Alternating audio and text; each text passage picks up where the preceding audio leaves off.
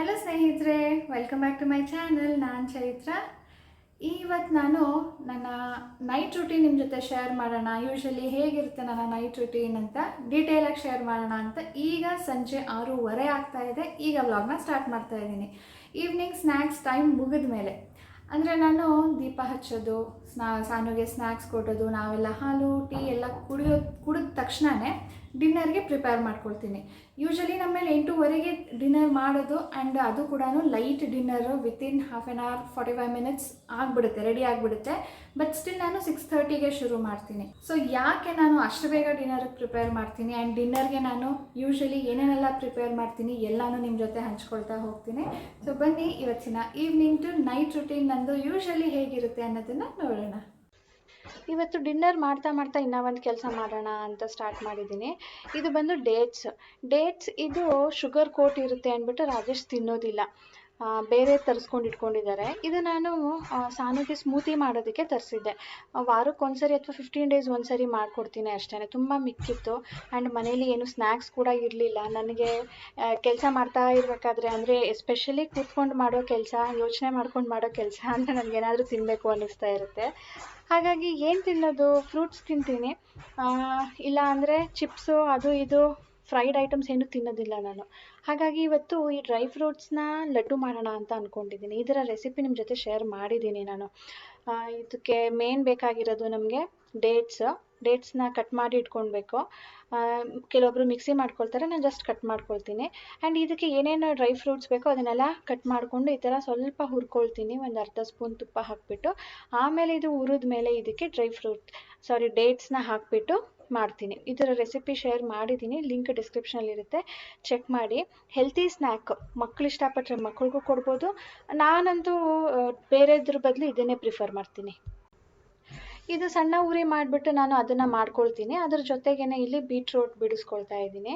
ಇವತ್ತು ಬೀಟ್ರೋಟ್ ಮತ್ತು ಚಪಾತಿ ಮಾಡೋಣ ಅಂದ್ಬಿಟ್ಟು. ಬೀಟ್ರೋಟು ತುಂಬ ಒಳ್ಳೆಯದು ಈ ಹಿಮೋಗ್ಲೋಬಿನ್ ಕಂಟೆಂಟು ಜಾಸ್ತಿ ಮಾಡೋದಕ್ಕೆ.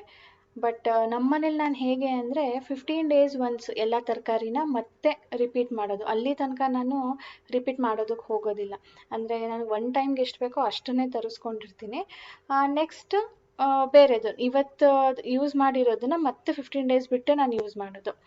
ಸೊ ಇವತ್ತು ಅದನ್ನು ಮಾಡ್ತಾಯಿದ್ದೀನಿ. ಇದು ನೋಡಿ, ಅದು ಫ್ರೈ ಆದಮೇಲೆ ಸಣ್ಣ ಉರಿ ಮಾಡಿಬಿಟ್ಟು ಈ ಡೇಟ್ಸ್ನ ಹಾಕಿದ್ದೀನಿ. ಬಿಸಿ ಆಗ್ತಾ ಇದ್ದಂಗೆ ಅದು ಕರಗುತ್ತೆ, ಅಲ್ಲಿ ತನಕ ನಾವು ಅದನ್ನು ಫ್ರೈ ಮಾಡ್ಕೊಳ್ಬೇಕು. ಒಂದು ಕಡೆ ರಾಜೇಶ್ಗೆ ಟೀ ಮಾಡ್ಕೊಡ್ತಾ ಇದ್ದೀನಿ, ಇನ್ನೊಂದು ಕಡೆ ಒಗ್ಗರಣೆಗೆ ರೆಡಿ ಮಾಡ್ಕೊಂಡಿದ್ದೀನಿ. ಅಂದರೆ ಸಿಪ್ಪೆ ಎಲ್ಲ ಬಿಡಿಸಿ ಇಟ್ಟಿದ್ದೀನಿ ಬೀಟ್ರೋಟ್ದು. ಆ ತಕ್ಷಣವೇ ನಾನು ಒಗ್ಗರಣೆಗೆ ಇಟ್ಬಿಡ್ತೀನಿ. ಒಗ್ಗರಣೆಗೆ ಒಗ್ಗರಣೆ ಹಾಕ್ತಾ ಸಣ್ಣದಾಗಿ ಬೀಟ್ರೋಟ್ನ ಕಟ್ ಮಾಡ್ಕೊಳ್ತೀನಿ. ಇದು ಯಾಕೆ ಅಂದರೆ ನನಗೆ ಟೈಮ್ ಸೇವ್ ಆಗುತ್ತೆ. ಎಲ್ಲ ರೆಡಿ ಮಾಡಿ ಇಟ್ಕೊಂಡು ಆಮೇಲೆ ಒಗ್ಗರಣೆಗೆ ನಿಂತ್ಕೊಂಡ್ರೆ ಸುಮ್ಮನೆ ಟೈಮ್ ವೇಸ್ಟ್ ಆಗುತ್ತೆ. ಪ್ರಿಪರೇಷನ್ ಟೈಮ್ ಸೇವ್ ಮಾಡೋದಕ್ಕೆ ನಾನು ಈ ಥರ ಮಾಡ್ಕೊಳ್ತೀನಿ. ಬೀಟ್ರೂಟು ನಾನು ಮಾಡೋದು ತುಂಬಾ ಸಿಂಪಲ್. ಕೆಲವೊಬ್ಬರು ಬೇರೆ ಬೇರೆ ಮೆಥಡಲ್ಲಿ ಕೂಡ ಮಾಡ್ತಾರೆ. ಬಟ್ ನಾನು ಹೇಗೆ ಮಾಡ್ತೀನೋ ಅದನ್ನು ಶೇರ್ ಮಾಡ್ತೀನಿ. ಸ್ವಲ್ಪ ಎಣ್ಣೆ, ಸಾಸಿವೆ, ಈರುಳ್ಳಿ, ಮೆಣಸಿನ್ಕಾಯಿ ಹುರಿಯುವಷ್ಟು ಎಣ್ಣೆ ಅಷ್ಟೇ, ಜಾಸ್ತಿ ಏನು ಬೇಕಾಗೋದಿಲ್ಲ. ಇದಕ್ಕೆ ಮೆಣಸಿನ್ಕಾಯಿ ಹಾಕ್ಕೊಂಡಿದ್ದೀನಿ. ಮೆಣಸಿನ್ಕಾಯಿ ಸ್ಪ್ಲಟರ್ ಆದಮೇಲೆ ಇದಕ್ಕೆ ಈರುಳ್ಳಿ ಹಾಕ್ಕೊಳ್ತೀನಿ. ಈರುಳ್ಳಿ ಕೆಲವೊಬ್ಬರು ಸ್ಕಿಪ್ ಮಾಡ್ತಾರೆ, ಅದನ್ನು ಸ್ಕಿಪ್ ಮಾಡಿದ್ರೆ ಏನೂ ತೊಂದರೆ ಇಲ್ಲ, ಮಾಡ್ಬೋದು. ಈರುಳ್ಳಿ ಸ್ವಲ್ಪ ಮಟ್ಟಿಗೆ ಹಾಕ್ತೀನಿ ಅಷ್ಟೇ. ಕೆಲವೊಬ್ಬರು ಬೀಟ್ರೂಟ್ನ ಬೇಯಿಸ್ಕೊಂಡು ಆಮೇಲೆ ಅದಕ್ಕೆ ಒಗ್ಗರಣೆ ಕೊಡ್ತಾರೆ. ನಾನು ಆ ಥರ ಮಾಡೋದಕ್ಕೆ ಹೋಗೋದಿಲ್ಲ, ಅದರಲ್ಲಿ ಇರುವಂಥ ಬೆನಿಫಿಟ್ಸ್ ಲಾಸ್ ಆಗುತ್ತೆ ಅಂದ್ಬಿಟ್ಟು ನಾನು ಒಗ್ಗರಣೆ ಕೊಟ್ಬಿಟ್ಟು ಅದಕ್ಕೆ ಬೀಟ್ರೂಟ್ ಹಾಕಿಬಿಟ್ಟು ಅದರಲ್ಲಿ ನೀರು ಹಾಕಿಬಿಟ್ಟು ಎಷ್ಟು ಬೇಕೋ ಅಷ್ಟು ನಾನು ಬೇಯಿಸ್ಕೊಳ್ತೀನಿ. ಬೀಟ್ರೂಟ್ ಬೇಯೋದು ತುಂಬ ಕಷ್ಟನೂ ಏನಿಲ್ಲ, ಕಡಿಮೆ ನೀರಲ್ಲೇ, ಜಸ್ಟ್ ಲೈಕ್ ಬೀನ್ಸ್ ಹೇಗೆ ಬೇಯುತ್ತೆ ನೋಡಿ ಅಷ್ಟೇ ನೀರಲ್ಲಿ ಇದೂ ಬೇಯುತ್ತೆ ನೋಡಿ. ಬೀಟ್ರೂಟ್ನ ಹಾಕಿ ಮಿಕ್ಸ್ ಮಾಡಿಬಿಟ್ಟು ಇದಕ್ಕೆ ನೀರು ಎಷ್ಟು ಬೇಕೋ ಅಷ್ಟನ್ನು ನೀರು ಹಾಕಿಬಿಟ್ಟು, ಅಂದರೆ ಮುಳುಗೋ ತನಕ ನೀರು ಹಾಕಿದ್ರೆ ಸಾಕು. ಇದಕ್ಕೆ ಉಪ್ಪನ್ನು ಹಾಕಿ ಪ್ಲೇಟನ್ನು ಮುಚ್ಚಿಬಿಟ್ಟು ಸಣ್ಣ ಉರಿಯಲ್ಲಿ ಒಂದು 10 ನಿಮಿಷ ಬೇಯಿಸಿದ್ರೆ ಇದು ರೆಡಿ ಆಗುತ್ತೆ. ಕೊನೆಯಲ್ಲಿ ಇದಕ್ಕೆ ಕೆಲವೊಬ್ಬರು ಕಾಯಿ ತುರಿ ಹಾಕ್ಕೊಳ್ತಾರೆ, ನಾನು ಹಾಕೋದಿಲ್ಲ ಅದನ್ನು. ಆಮೇಲೆ ಇದಕ್ಕೆ ಕೊತ್ತಂಬರಿ ಸೊಪ್ಪು ಹಾಕ್ತೀನಿ ಅಷ್ಟೇ. ಈ ಕಡೆ ನೀವು ನೋಡ್ಬೋದು ನಮ್ಮ ಲಡ್ಡು ಕೂಡ ರೆಡಿಯಾಗಿದೆ. ನಾನು ಅದನ್ನು ಆಫ್ ಮಾಡ್ಕೊಂಡಿದ್ದೀನಿ. ಇದು ತಣ್ಣಗಾದಮೇಲೆ, ಅಂದರೆ ಫುಲ್ ತಣ್ಣಗಾಗಬಾರ್ದು, ಉಂಡೆ ಮಾಡೋದಕ್ಕೆ ಕಷ್ಟ ಆಗುತ್ತೆ. ಅರ್ಧ ಕಡಿಮೆ ಆದಮೇಲೆ, ಅಂದರೆ ನಾವು ಮುಟ್ಟೋ ಅಷ್ಟು ಆದಮೇಲೆ ಇದನ್ನು ಉಂಡೆ ಮಾಡ್ಕೊಳ್ಬೋದು. ಅಥವಾ ಇದಕ್ಕೆ ಬರ್ಫಿ ಥರ ಮಾಡ್ಕೊಳ್ಬೋದು. ನಾನು ಬರ್ಫಿ ಥರ ಹೇಗೆ ಮಾಡ್ಕೊಳ್ಳೋದು ಅಂತ ನಾನು ಮೊದಲನೇ ವೀಡಿಯೋ ಮಾಡಿದ್ದೀನಿ ಅಂತ ಹೇಳಿದ್ನಲ್ಲ, ಅದರಲ್ಲಿ ನೀವು ನೋಡ್ಬೋದು. ನಾನೀಗ ವೆರಿ ಈಸಿ ಥಿಂಗ್ ಅಂದ್ಬಿಟ್ಟು ಉಂಡೆಗಳು ಮಾಡ್ಕೊಳ್ತೀನಿ. ಈಗ ಸ್ನ್ಯಾಕ್ಸು ಆಯಿತು, ಬೀಟ್ರೋಟು ರೆಡಿ ಆಯಿತು. ನಾನು ಬೆಂದ ಮೇಲೆ ಅದಕ್ಕೆ ಕೊತ್ತಂಬರಿ ಸೊಪ್ಪನ್ನ ಸೇರಿಸ್ತೀನಿ. ಅದರ ಜೊತೆ ನಾನೀಗ ಕಿಚನ್ ಕೂಡ ಕ್ಲೀನ್ ಮಾಡ್ಕೊಂಡ್ಬಿಡ್ತೀನಿ. ಇನ್ನೇನು ಇದಾದಮೇಲೆ ಕುಕ್ಕಿಂಗ್ ಕೆಲಸ ಏನೂ ಇಲ್ವಲ್ಲ, ಸೊ ಎಲ್ಲನೂ ಎತ್ತಿಟ್ಬಿಟ್ಟು ಕ್ಲೀನ್ ಮಾಡಿಬಿಟ್ಟು ಜಸ್ಟ್ ಈಗ ನನಗೆ ಬಾಕಿ ಇರೋದು ಚಪಾತಿ ಹಿಟ್ಟು ಒಂದು ಕಲಸಿಡಬೇಕು. ನಾನು ಏನೇನು ಯೂಸ್ ಮಾಡಿದ್ದೀನೋ ಯುಟೆನ್ಸಿಲ್ಸ್ ಆಗಿರ್ಬೋದು, ಆಕ್ಸೆಸರೀಸ್ ಆಗಿರ್ಬೋದು, ಎಲ್ಲನೂ ಕ್ಲೀನ್ ಮಾಡಿ ವಾಶ್ ಮಾಡಿ ಇಟ್ಬಿಡ್ತೀನಿ.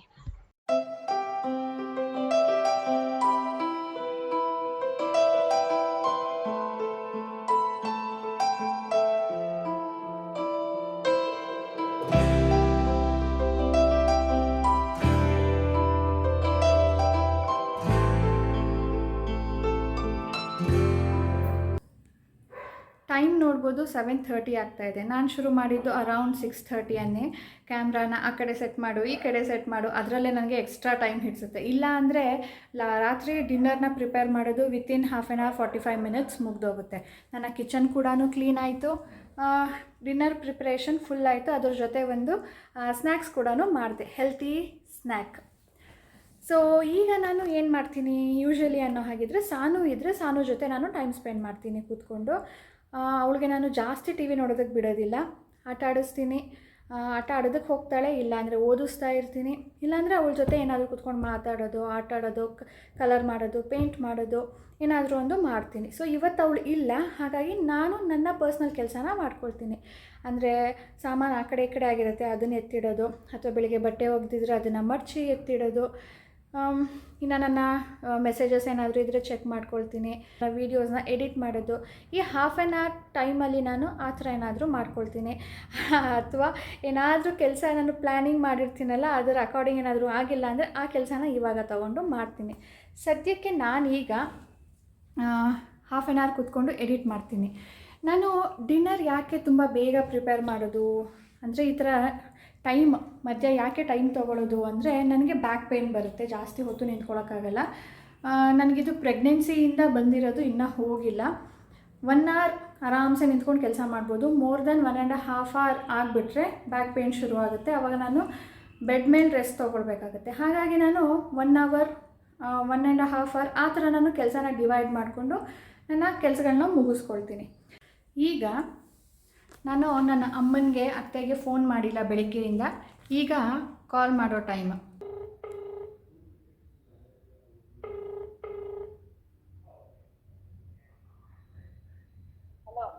ಹಲೋ.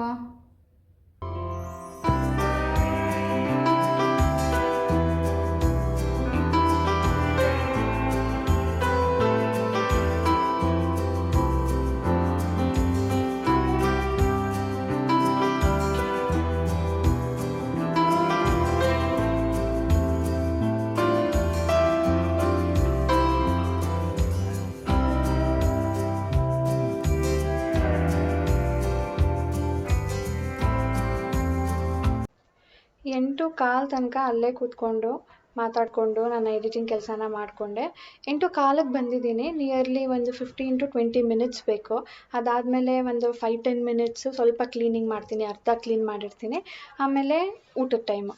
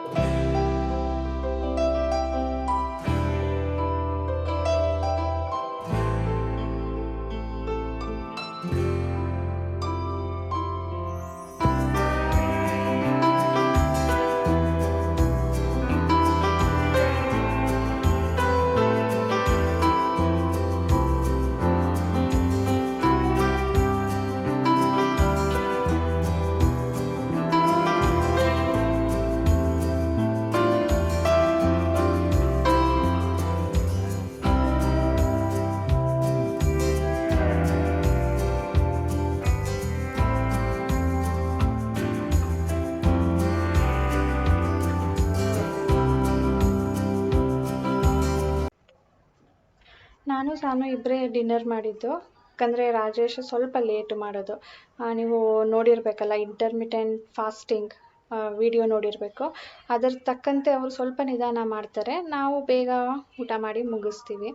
ಅದಾದಮೇಲೆ ನಾನು ಕಿಚನ್ ಕ್ಲೀನ್ ಮಾಡ್ಕೊಳ್ತಾ ಇದ್ದೀನಿ. ರಾತ್ರಿಯೇ ಮಾಡಿಟ್ಬಿಡ್ತೀನಿ. ಬೆಳಿಗ್ಗೆ ಹೊತ್ತು ನನಗೆ ಅಷ್ಟು ಮಾಡೋದಕ್ಕಾಗೋದಿಲ್ಲ, ತಿಂಡಿಗೆ ಲೇಟ್ ಆಗಿಬಿಡುತ್ತೆ, ನಾನು ಬೇರೆ ಕೆಲ್ಸಗಳು ಶೆಡ್ಯೂಲ್ ಮಾಡ್ಕೊಂಡಿರ್ತೀನಿ, ಅದೆಲ್ಲನೂ ಲೇಟ್ ಆಗುತ್ತೆ ಅಂತ ಹೇಳ್ಬಿಟ್ಟು ಇವತ್ತು ನಾನು ನಿಮಗೆ ಡೀಪ್ ಕ್ಲೀನಿಂಗ್ ತೋರಿಸ್ತೀನಿ. ನಾನು 2 days ಒನ್ಸ್ ಈ ಥರ ಮಾಡೋದು ಡೀಪ್ ಕ್ಲೀನಿಂಗು. ಡೈಲಿ ಬೇಸಿಸ್ ಮೇಲೆ ಜಸ್ಟ್ ಒರೆಸ್ಕೊಳ್ತೀನಿ ಅಷ್ಟೇ. ಡೀಪ್ ಕ್ಲೀನಿಂಗ್ ಅಂದರೆ ಈ ಟೈಲ್ಸ್ನೆಲ್ಲನೂ ಕೂಡ ಸೋಪ್ ಹಾಕಿ ವಾಶ್ ಮಾಡೋದು, ಇಲ್ಲ ಅಂದರೆ ಜಸ್ಟ್ ನಾನು ಒದ್ದೆ ಬಟ್ಟೆಲಿ ಒರೆಸ್ಕೊಳ್ತೀನಿ. ನಾನು ನಾರ್ಮಲ್ ಸೋಪೇ ಬಳಸ್ತೀನಿ ಸ್ನೇಹಿತರೆ. ಈ ಟೈಲ್ಸ್ ಮೇಲಿಂದ ಕರೆ ತೆಗಿಯೋದಕ್ಕೆ, ಸ್ಟವ್ ಮೇಲಿಂದ ಜಿಡ್ಡು ತೆಗಿಯೋದಕ್ಕೆ ಎಲ್ಲನೂ ಕೂಡ ಮಿಸ್ಟರ್ ಮಜಲ್ ಅಂತ ಒಂದು ಬರುತ್ತೆ, ಅದು ಚೆನ್ನಾಗಿರುತ್ತೆ ಅಂತ ಹೇಳ್ತಾರೆ. ಆ್ಯಂಡ್ ಇನ್ನೂ ಒಂದು ಯಾವುದೋ ಹೇಳಿದರು, ಆಮ್ವೇಯಲ್ಲಿ ಬರುತ್ತೆ ಅಂತ ಹೇಳಿದರು. ಬಟ್ ನನಗೆ ಅದ್ರ ನೆಸಸರಿನೇ ಇಲ್ಲ, ಯಾಕಂದರೆ ನಾನು ಅಷ್ಟೊಂದು ಜಿಡ್ಡು ಆದಮೇಲೇನು ಕ್ಲೀನ್ ಮಾಡೋದಿಲ್ಲ. ಸ್ವಲ್ಪದ್ರಲ್ಲಿ ಅಂದರೆ ಹೇಳಿದ್ನಲ್ಲ 2-3 days ಒನ್ಸ್ ಅಂತೂ ನಾನು ಈ ಥರ ಮಾಡ್ತೀನಿ. ಜಸ್ಟ್ ಸೋಪ್ ಹಾಕಿ ಸ್ಕ್ರಬ್ ಮಾಡ್ತೀನಿ. ನನ್ನ ಕಿಚನ್ ಕ್ಯಾಬಿನೆಟ್ ಕೂಡ ಅಷ್ಟೇ, ತುಂಬ ಸ್ವಲ್ಪ ಏನಾದರೂ ಎಣ್ಣೆ ಬಿದ್ರೂ ಕರೆ ಆಗಿಬಿಡುತ್ತೆ. ಹಾಗಾಗಿ ನಾನು 3 days once tiles, stove and cabinet just normal ಸೋಪಲ್ಲೇ ಈ ಥರ ಸ್ಕ್ರಬ್ ಮಾಡಿಬಿಟ್ಟು ವಾಶ್ ಮಾಡ್ಕೊಳ್ತೀನಿ. ಡೈಲಿ ಬೇಸಿಸ್ ಮೇಲೆ ಒಂದು 2-3 times ಆದರೂ ನಾನು ಒದ್ದೆ ಬಟ್ಟೆಯಲ್ಲಿ ಒರೆಸ್ಕೊಳ್ತೀನಿ. ಇಷ್ಟೇ ನಾನು ನನ್ನ ಕಿಚನ್ನ ಡೀಪ್ ಕ್ಲೀನ್ ಮಾಡೋದು. ಆಗ ನೀವು ಅದೇ ಹೇಳೋದ್ನಲ್ಲ, ಅದೇ ನನ್ನ ಸೊಲ್ಯೂಷನ್ಸ್ ಎಲ್ಲ ಅದೆಲ್ಲ ಯೂಸ್ ಮಾಡೋ ನೆಸಸರಿನೇ ಇರೋದಿಲ್ಲ.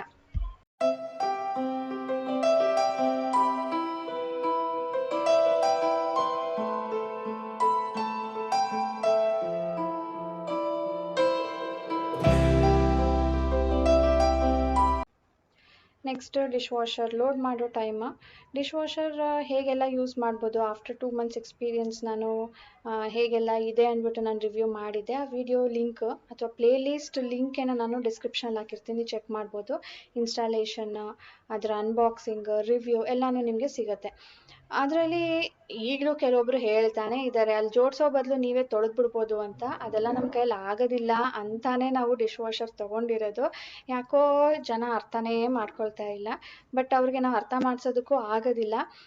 ಏನಂತಾರೆ, ಇದು ಯೂಸ್ ಮಾಡಿರೋರ್ಗೇ ಅದರ ಬೆನಿಫಿಟ್ ಆಗಿರ್ಬೋದು ಅಥವಾ ಅದರ ಉಪಯೋಗಗಳು ಆಗಿರ್ಬೋದು ಗೊತ್ತಾಗೋದು.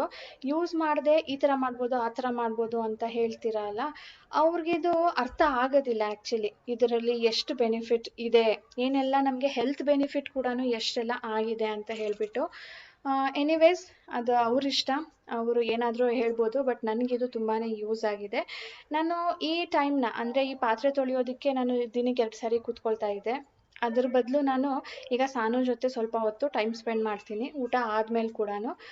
ನಿಯರ್ಲಿ ಒಂದು 15-20 minutes ಸಾನು ಜೊತೆ ಇಲ್ಲಿ ಕೂತ್ಕೊಂಡಿರ್ತೀನಿ ಊಟ ಮಾಡಿದ ತಕ್ಷಣವೇ. ಅವಳ ಜೊತೆ ನಾನು ಮೊಬೈಲಲ್ಲಿ ಗೇಮ್ಸ್ನ ಆಡ್ತೀನಿ. ಹೋಲ್ ಡೇ ಸಾನು ಗೇಮ್ಸ್ನ ಆಡೋದಿಲ್ಲ, ಮೊಬೈಲ್ ತೊಗೊಳೋದಿಲ್ಲ. ಅವಳು ಆನ್ಲೈನ್ ಅಟೆಂಡ್ ಮಾಡೋದು ಕೂಡ ಲ್ಯಾಪ್ಟಾಪಲ್ಲಿ. ರಾತ್ರಿ ಊಟ ಆದಮೇಲೆ ನಾನು ಸಾನು ಒಂದು 1/2 hour ಕೂತ್ಕೊಂಡು ಗೇಮ್ಸ್ ಆಡ್ತೀವಿ. ಮಕ್ಕಳಿಗೆ ಈ ಥರ ಅಭ್ಯಾಸ ಮಾಡಿಸಿ, ಅವ್ರಿಗೆ ಗೇಮ್ ಆಡಲೇಬೇಡಿ ಅಂತಾನು ಹೇಳಬೇಡಿ, ಅವ್ರು ಒಪ್ಕೊಳ್ಳೋದಿಲ್ಲ. ಅದ್ರ ಬದಲು ನಾವು ಅವ್ರ ಜೊತೆ ಕೂತ್ಕೊಂಡು ಸ್ವಲ್ಪ ಹೊತ್ತು ಆಡೋಣ, ಆಗ ಅವ್ರಿಗೂ ಓಕೆಪ್ಪ ನಾವು ಆಟಾಡ್ತಾ ಇದ್ದೀವಿ ಅಂತಾನು ಅನಿಸುತ್ತೆ. ಸೊ ನಾನು ಈ ಥರ ಫಾಲೋ ಮಾಡ್ತೀನಿ. ಮೊದಲಿಂದಾನು ಸಾನು ಮತ್ತು ಮೊಬೈಲ್ನ ದೂರ ಇಟ್ಟಿದ್ದೀವಿ. ನಾವು ಏನಾದರೂ ಮೊಬೈಲ್ ಬೇಕು ಅಂದರೆ ಅವಳ ಜೊತೆ ಕೂತ್ಕೊಂಡು ನಾವು ಕೂಡ ಆಡ್ತೀವಿ.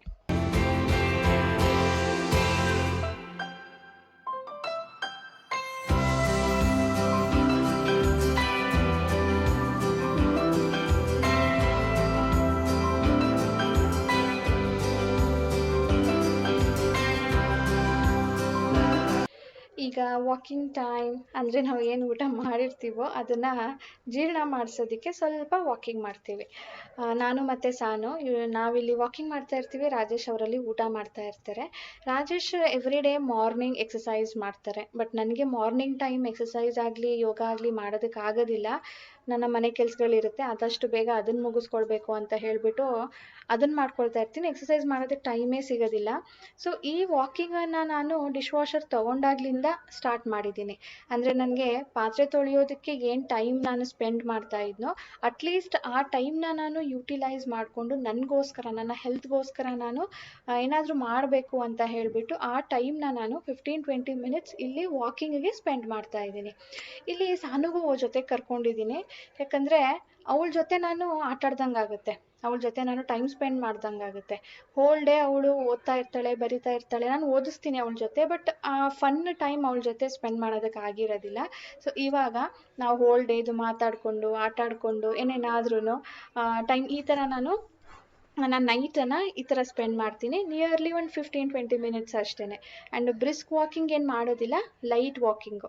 ಊಟ ಮಾಡಿದ ತಕ್ಷಣವೂ ಕೂಡ ವಾಕಿಂಗ್ ಎಲ್ಲ ಎಕ್ಸಸೈಸ್ ಆಗಲಿ ಮಾಡಬಾರ್ದು.